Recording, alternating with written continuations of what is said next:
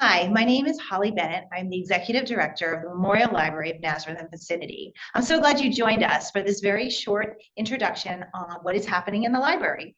I have several of my team members here with me today, and they are going to talk about various programs that are happening. So let me introduce you. This is Jill Silvius. Hello. Jill is our bookkeeper at the library and also helps us with adult programming as well as grant writing. I'd like to also introduce you to Barry Steiner. She is our children's librarian, and she has all these wonderful plans she's going to share with you about summer reading and what's happening here during the springtime at the library. Hi. And finally, I have Annalisa Warnicki. She is our teen librarian and our historical archivist and digital librarian. And we're going to be talking a little bit about teen programming as well as our archives and some fun things that are happening there. So having said that, we're going to turn over and share our PowerPoint with you and start talking about some fun things happening at the library.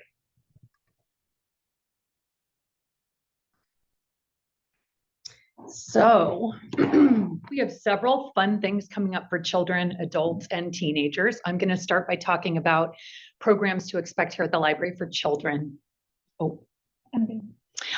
We are getting ready to kick off our summer reading program. The theme is Animalia. It's animal themed. It's 8 weeks of literacy-based programs for children. We have lots to offer, and I'm going to explain some of that to you now. We will be joined by author and illustrator Abby Hanlon. She's going to be coming to visit with children and families on June 13th at 6 p.m. She's written 8 very popular books for children featuring her character Dory Phantasmagory. So the Abby Hanlon visit will be funded by the Wagner Family Foundation, which is giving us $3,500. There are other summer reading program costs that are going to be paid for by other grants. One of them is the FINRA Investor Education Foundation, which is giving us $21,000 and providing funding for financial literacy education for not just children, but for all ages. And many of those summer reading programs and initiatives Barry will tell you about shortly. A third source of funding for summer reading is the Rotary Club, and we're very grateful for their continued support.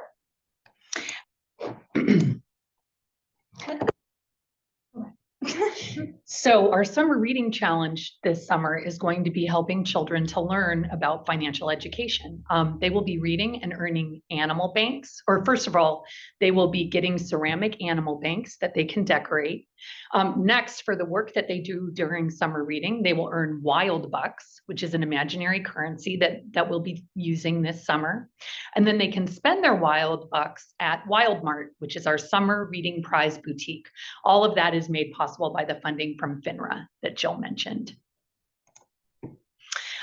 We are going to be having a very high energy kids concert featuring Lolly Hopwood. That concert is on June 14th, a Wednesday at 11 a.m.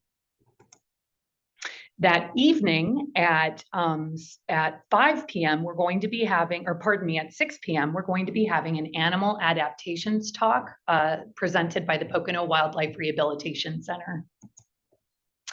All summer long, we're going to be having a weekly crafting club called Creative Critters Crafting Club. Each week, we'll be doing a new art project based upon a different kind of animal.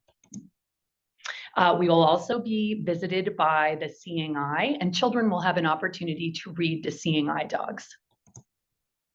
We will be visited by Elvira Woodruff, who's a local children's book author, and she's going to be doing a presentation about her work. We're also lucky enough to be visited by middle school librarian Christian Bensing, who's written a series of books about animal rescue animals. So he's going to be coming also.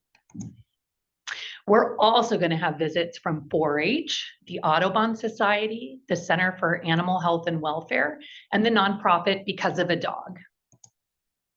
We're also going to take visits to Nazareth High School to visit their planetarium. We're going to go to Klein Farms and see the animals and get ice cream cones. And we're also going to go to Jacobsburg Environmental Education Center and walk around and look for bugs.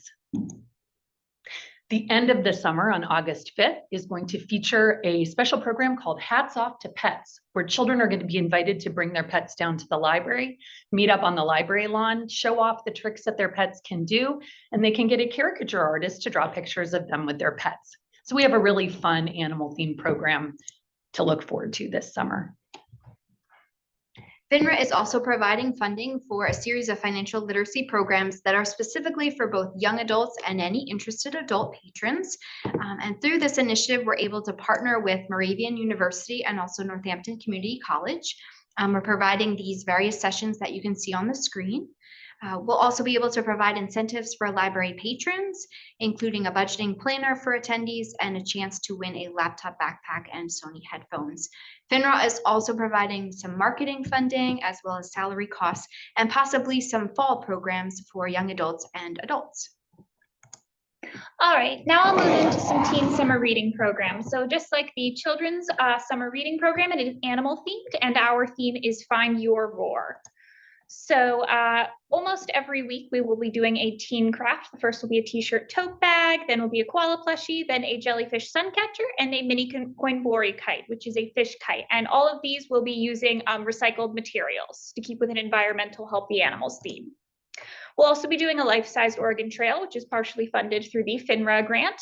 It has to do with family planning, budgeting, and emergency preparedness, but framed around the classic Oregon Trail video and card game. We'll also be doing a Bluebird service project with our tech specialist, Kevin. We will be working on, it'll be funded through FINRA again, and we will be working on budgeting out how to create a Bluebird box, which are essential for native bluebirds. So we will be budgeting not only the cost of materials, but also labor and transportation. And we will be making the bird boxes themselves with teens and putting them up on the library property and around Nazareth. So here we have some quick information about programs that we've had recently and that we have to look forward to this spring. A couple weeks ago, we had a library egg hunt out on our lawn that brought close to 150 patrons to hunt for eggs. That was a lot of fun. If you come and visit us at the library until the end of April, you'll see that we have a giant colorful paper chain stretching around the circulation desk, and patrons have been invited to share the things that they love about the library. Tomorrow, we're going to be doing an ice cream poetry program. That's at 6 o'clock. We're going to describe ice cream cones, write about them. And then actually at 6:30, this is a new addition. The Fidelity ice cream truck is going to be visiting us, and everyone is welcome to come and join us for that to get some ice cream. We also often do literacy-based art projects, and one of those was a bird and nest sculpture that you might see on your screen there. We have an exciting new club that all children between the grades of 3rd and 6th are invited to join. It's called Junior Friends of the Library. We meet once a month, and we are planning a very fun karaoke party, or I should really say the children are planning a karaoke party the last Saturday of April from 1 to 3 p.m. We hope you'll join us.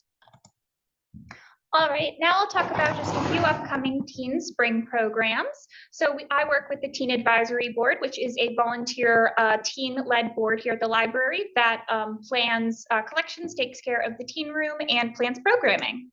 So we are having maker spaces all April long in the teen room, putting out various different art and STEM building tools, and just letting the teens have some fun and relax in the teen room after school. We are also having a library yard sale on Saturday, April 22nd. This is for just the entire community to come in and join us, and they can sell whatever they want. All we ask is that they pay $10 to have a spot on our library lawn, and the money benefits the teen programming here at the library.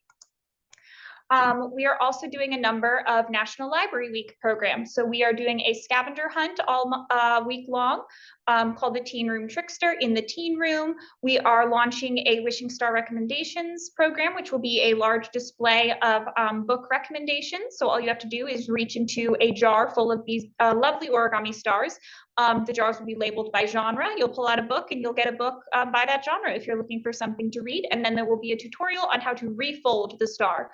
We're also launching a seed library initiative where patrons will be able to drop off their seeds, either their own harvest or commercial, and pick up other seeds. So it'll be a great, just another environmental reuse program.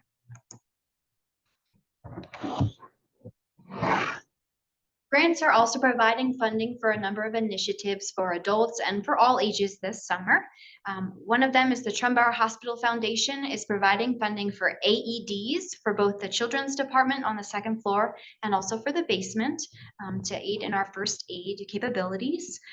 The second thing that Trumbauer is funding is the Everbright mini wall, which you can see up on the screen right now. This is a modern reimagining of a giant light bright, and it makes creativity accessible to everyone.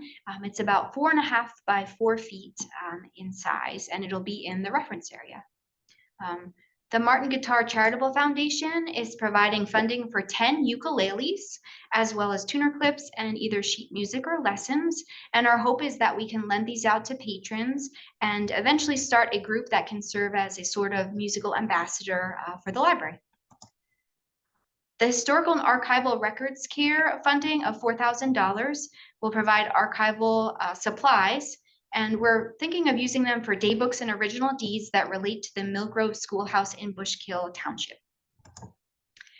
We also want to tell you quickly about some spring programming for adults. One event is coming up very soon on April 27th, and author Daniel Stone will be joining us virtually. We'll have a viewing party here at the library, and he'll share information about his book called Sinkable. Thank you so much for joining us for this overview of what's happening at the library. If you would like more information, follow us on our social media outlets, as well as check out our webpage. In addition, you can stop by and talk to us here at the library or give us a call. We hope to see you soon, and thanks so much for joining us.